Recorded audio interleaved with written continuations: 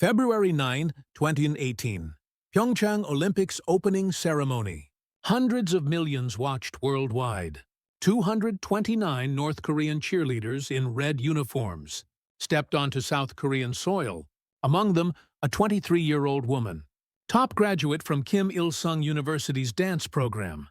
That night, through her hotel window, she saw something she'd never seen in Pyongyang, something that would change her life forever. 3 months of isolation followed her return. Ideological verification. She came from a party official's family. She had everything: a top Pyongyang apartment, a personal car, overseas performance opportunities. Outwardly, she pretended nothing had changed, but inside something was crumbling.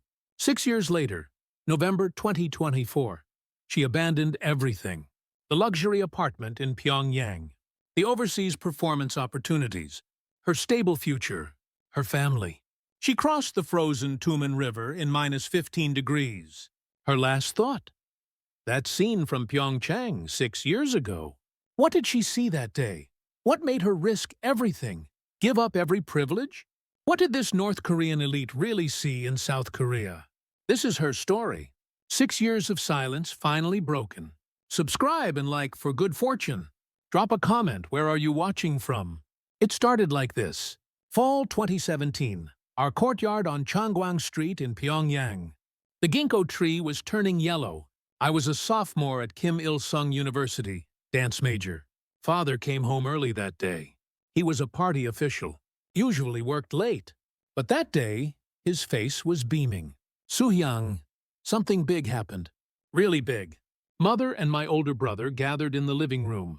Mother wore her apron. She was a teacher. My brother was home on leave from the People's Army. The whole family together. It wasn't even a holiday. Soo-hyang's been selected for the Olympics cheerleading squad. She's going to South Korea. To Pyeongchang. The world stopped. Olympics cheerleading squad. Every girl my age dreamed of this. Going abroad was a privilege. Going to South Korea? Unimaginable. Mother grabbed my hand. Tears welled in her eyes. Our daughter will bring honor to the country. If only your grandparents were alive to see this. Grandmother fled south during the war. Died there. So many families separated back then. Mother's generation lived through that pain. I just felt happy about being selected. Training started the next day. A Pyongyang gymnasium. Over 200 girls from across the country. All university students or art troupe members. Same height, pretty faces. It felt surreal. But the atmosphere turned serious fast. Comrades, this Pyeongchang Olympics mission has the Supreme Leader's direct attention. We must show the world our republic's dignity. The woman shouting was Comrade Park Sun-hee, mid-30s, sharp eyes, political instructor. Something about her made me uncomfortable from the start. During lineup, she stopped in front of me. Comrade, your name? Kim Soo-hyang, comrade. Kim Il-sung University, I heard. Your father's a party official? Yes, that's correct. Park Sun-hee looked me up and down. Then she smirked. I'll never forget that expression. Jealousy mixed with spite. A friend whispered to me later, "Hey, Park Sun-hee marked you. Be careful." Why? What did I do? You're too pretty. She's famous for targeting pretty girls. I didn't understand then. I thought hard work would be enough. We trained from 6 a.m. to 10 p.m., sang cheering songs like "We Are One" endlessly, waved unification flags thousands of times. Cold winter, but sweat soaked our clothes. 3 months of training. Finally, February 2018, we headed to South Korea. Air choreo flight to Incheon Airport. The excitement, how can I describe it? A 20-year-old girl. First time on a plane. First time on southern soil. I had no idea this would completely transform my life. Stepping into Incheon Airport felt like entering another world. An airport could be this spacious, this bright. Nothing like Pyongyang's Sunan Airport, but the people surprised me most. Airport staff, passengers, everyone moved freely, laughing. That was strangest. We boarded a charter bus to Pyeongchang. Park Sun-hee gave another lecture inside. Comrades, don't fall for the South Korean puppets' sweet talk. They'll try to sway us. This is all imperialist strategy. Stay alert! I nodded. looking out the window. But my mind wandered. The highway scenery was so clean. Every house brightly lit, cars moving in perfect order. We took pride in Pyongyang's cleanliness. But this was something else entirely. During the Olympics, we cheered at the venues daily. The unified Korean women's hockey team game. We wore red, waved unification flags, sang "We Are One." South Koreans in the stadium applauded with us, cheered with us. In that moment, we really felt like one. After the game, I went to the restroom. South Korean college students were fixing their makeup at the mirror. Oh my God, the group chat went crazy today. Did you see? Yeah, I saw. It's all over Instagram too. Hey, should we take photos? Say we were with the North Korean cheerleaders. I stood there confused. Kakao Talk? Instagram? I didn't understand any of it. But what struck me most, their expressions. No worry. Free laughter. We were the same age. Why so different? We're always tense, watched, careful. On the bus back, that's all I could think about. Same age, same ethnicity. Why can't we live like that? Why can't we laugh freely? The girl next to me whispered, Soo-hyang, did you see their phones? So thin and pretty. Yeah, I saw. When will we get to use something like that? Before I could answer, Park Sun-hee shot up from her seat. What did you just say? Seduced by imperialist goods. You need re-education. My friend hung her head. I stayed quiet too. But Park Sun-hee's eyes were on me. That look said everything. You be careful too. The Olympics ended. We returned to Pyongyang. My parents met me at the airport. Mother hugged me tight, crying. Our daughter worked so hard. We watched everything on television. Our Soo-hyang was the prettiest. But I wasn't happy like before. Those free faces from Pyeongchang kept coming back. Same sky above us. Why such different lives? That question lodged deep in my chest. That seed would completely transform my future. Back in Pyongyang, we cheerleaders were immediately isolated. Officially called ideological verification. Really, it was intense investigation. What we saw, heard, felt in South Korea, 3 months locked in a facility outside Pyongyang. Daily interrogations. Did the South Korean puppets approach you? What did they say? Was there anything in South Korea you envied? Did any comrades behave strangely? Same questions, dozens of times. Any variation in answers triggered harsh questioning. I couldn't lie. I answered honestly. The South Koreans were kind at the venues. The facilities were clean and nice. That was my mistake. Your ideology is impure, seduced by the enemy's exterior. Park Sun-hee sat beside the investigator. She took notes on every answer. That cold stare, that mocking expression. Later, I learned she wrote a separate report on me. Comrade Kim Soo-hyang harbors admiration for South Korean life. Requires continued surveillance. 3 months of isolation ended. I went home. But normal life was impossible. I returned to university. But friends' eyes changed. Some envied, some avoided. The Olympics cheerleading squad label would follow me forever. Worse was the surveillance. An assigned security officer visited monthly. Where I went, who I met, what we discussed, everything reported. Even dating wasn't free. A male classmate confessed feelings for me. Security summoned him for investigation. After that, no one approached me. 2019, graduated university. Assigned to a Pyongyang art troupe. Became a dancer. There I met Park Sun-hee again. She'd been appointed our troupe's political instructor. My hell began then. Comrade Kim Soo-hyang, your practice attitude was poor today. Lacking revolutionary fervor. She nitpicked everything. Other dancers made the same mistakes, no problem. But me, brutal treatment. Performance roles always went to others. My skill deserved lead roles. Park Sun-hee blocked me. Don't act superior because you were in the Olympics squad. Stay humble. Everyone knew. Park Sun-hee was jealous. I was pretty, talented, from a good family. She resented it. But no one spoke up. Political instructors had absolute power. 2020, COVID hit. Everything got worse. Borders completely sealed. Rations stopped. People started starving. Art troupe activities suspended. I stayed home. Father's party position meant we had food. But the streets overflowed with hungry people. One day at the market, I witnessed something shocking. A girl my age collapsed in the street. too weak from hunger to stand. People walked past. I walked past too, terrified. That night I couldn't sleep. What are those girls from Pyeongchang doing now? Eating well? Living freely? Why must we live like this?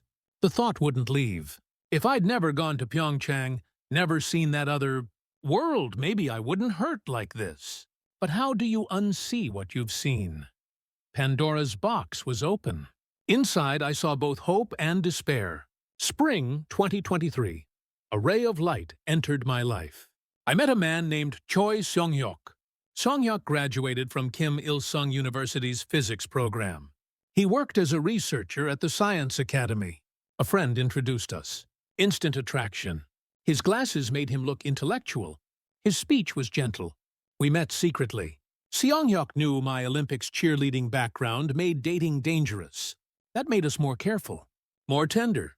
We walked along the Taedong River, dreaming of the future. So-hyung, when we get married, let's have 2 children, a boy and a girl. Oppa, my cheerleading background makes marriage difficult. We need security approval. It's okay. I'll figure it out. We'll be together. I believed him. Seong-hyuk was my only hope, my anchor in this bleak reality. But happiness didn't last. One day after troop practice, Park Sun-hee called me over. Comrade Kim Soo-hyung, who are you seeing these days? My heart dropped. She knew. I tried controlling my expression. But Park Sun-hee's sharp eyes saw everything. Choi Seong-hyuk, that bastard. Science Academy researcher, right? A cheerleading squad member dating freely. This is serious. Comrade, we're dating sincerely. We're thinking about marriage. Marriage? Ha! You dare dream of marriage. Cheerleading squad members only marry who the party assigns. It's not your choice.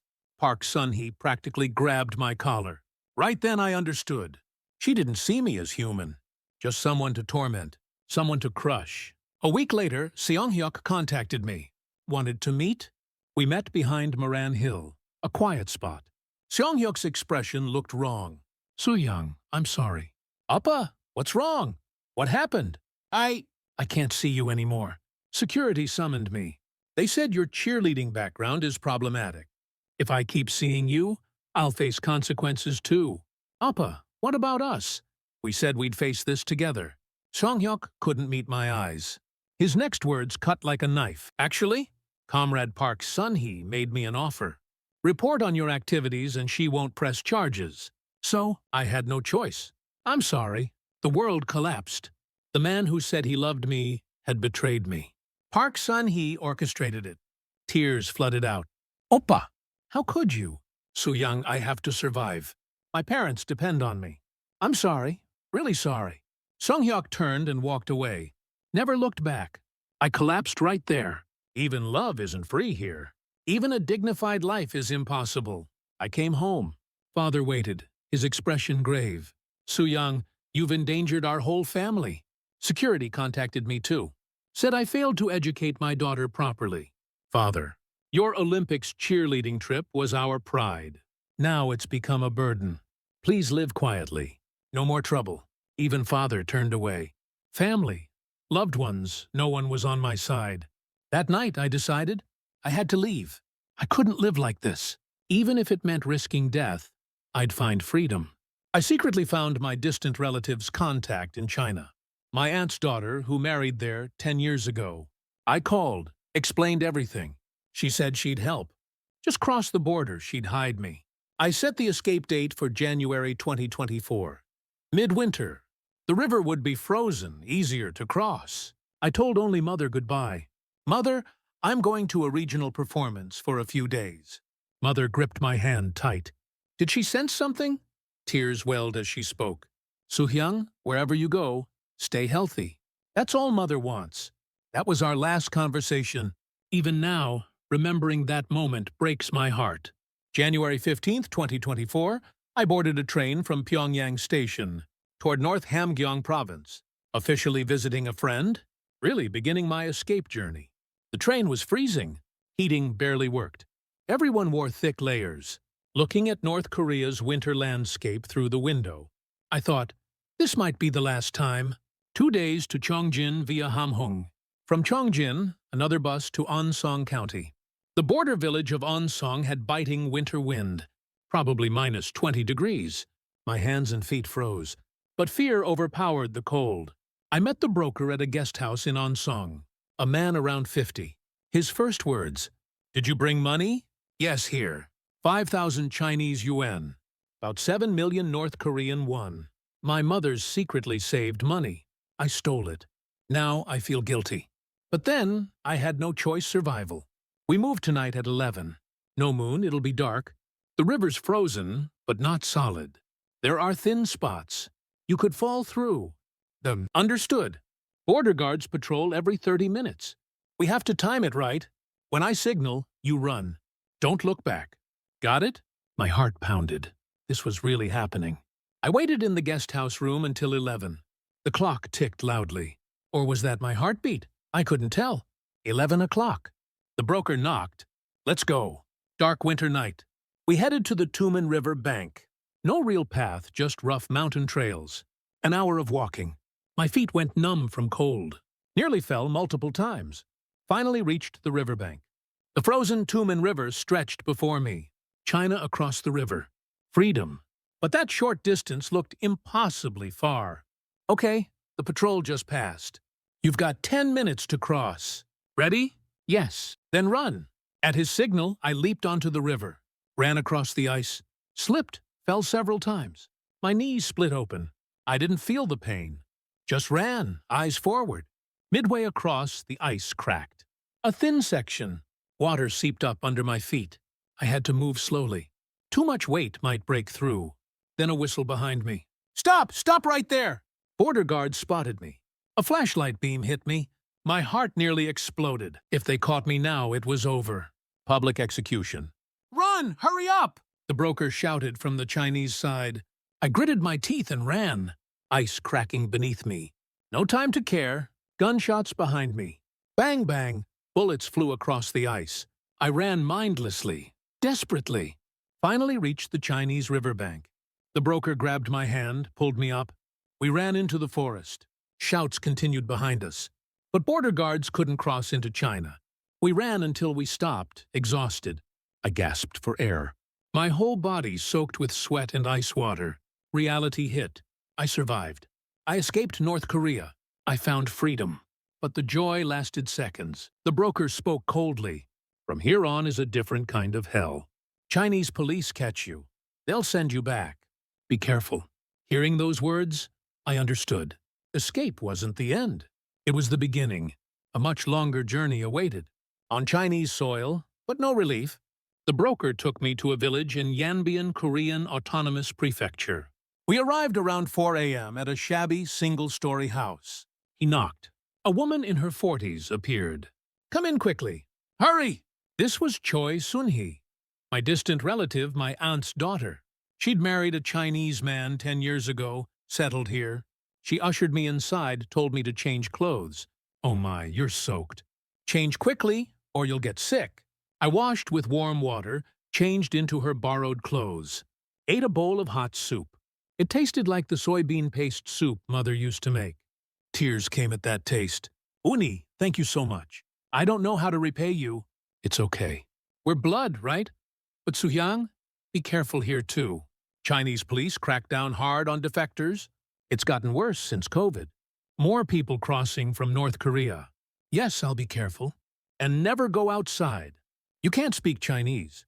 Your accent gives you away instantly. If anyone asks, say you're my relative visiting from Korea." Got it? I hid in Sun-hee's house for 3 months. Stayed in one room. Couldn't even open the window freely. Heard people laughing outside, cars passing. Couldn't look out. Felt like a caged bird. At least Sun-hee showed me Korean dramas.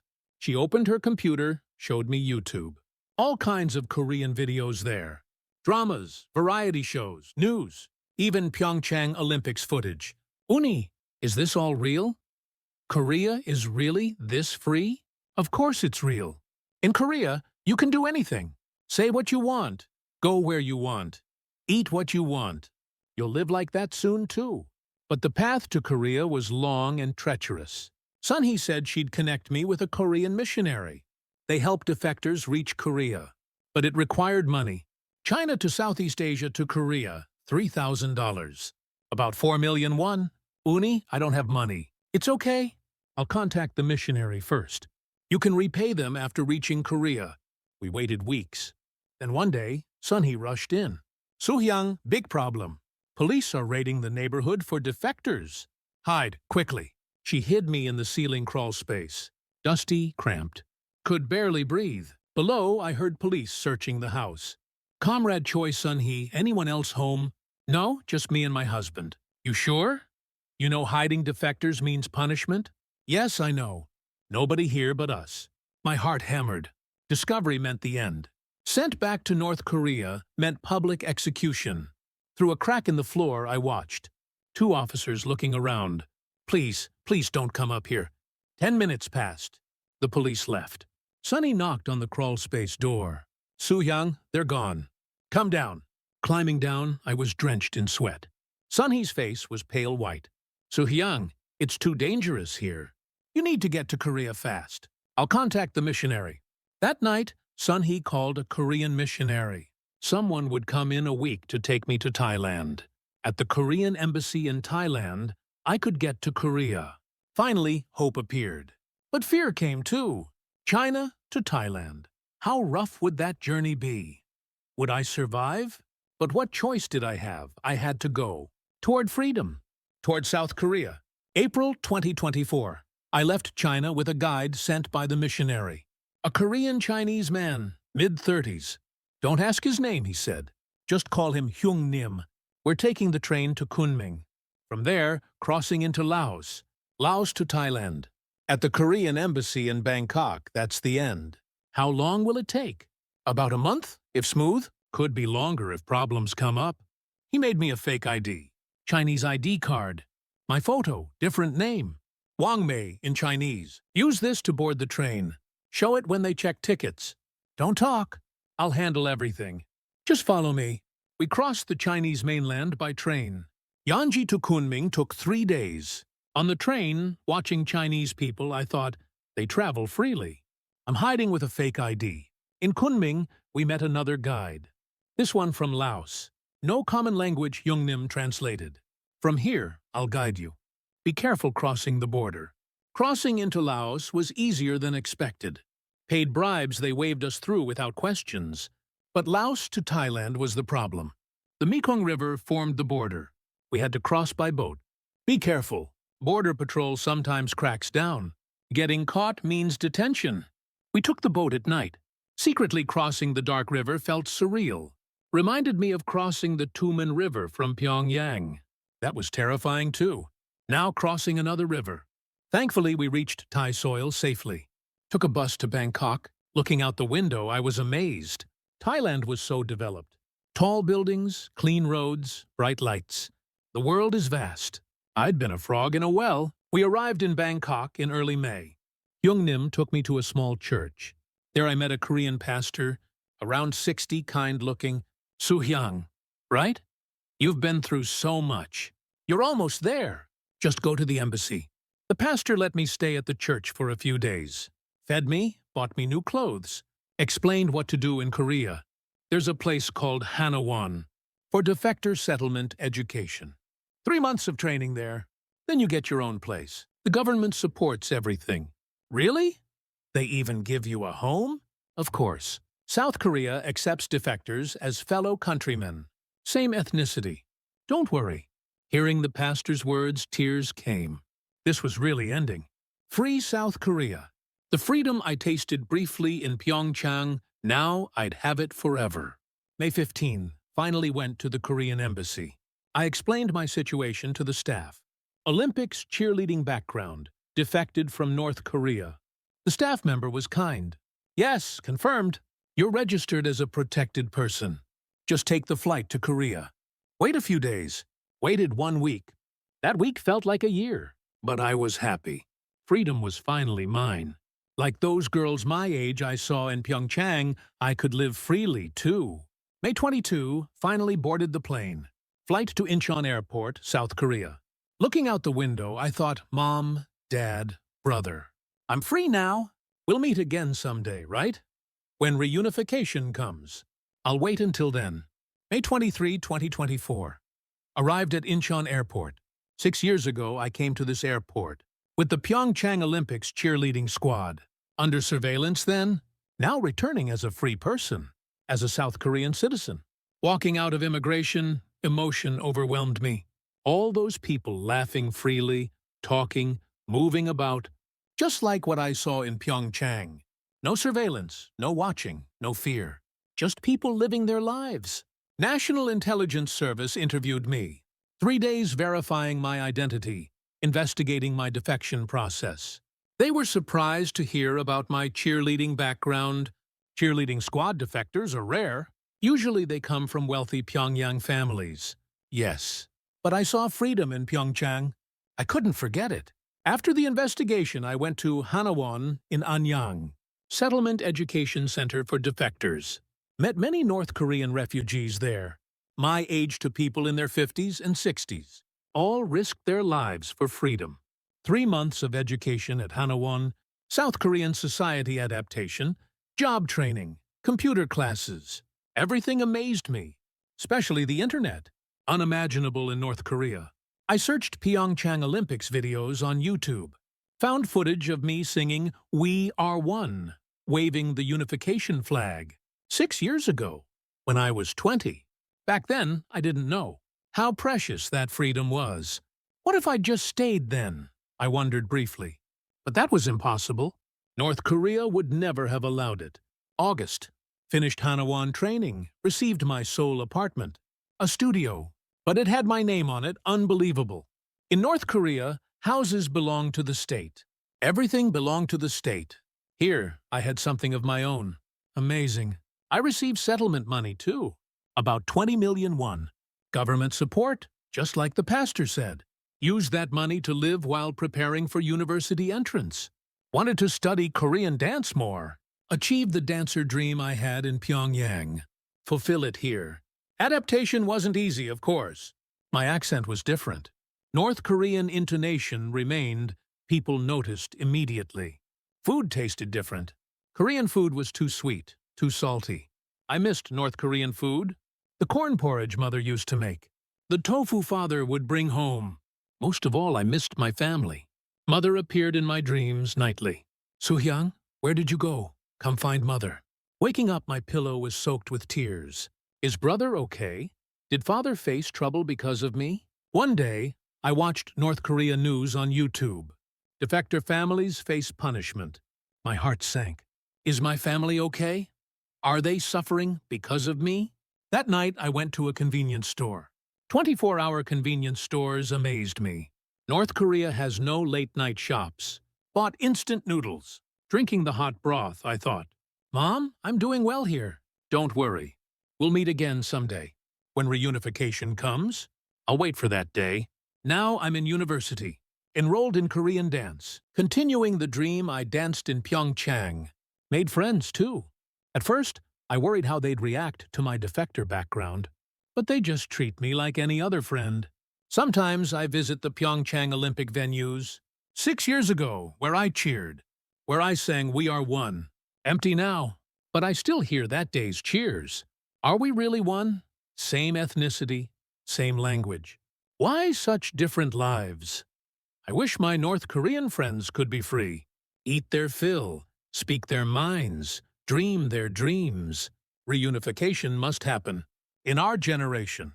While I'm alive, so I can see mother again. Step on my homeland again. See that ginkgo tree in our Changwang Street courtyard.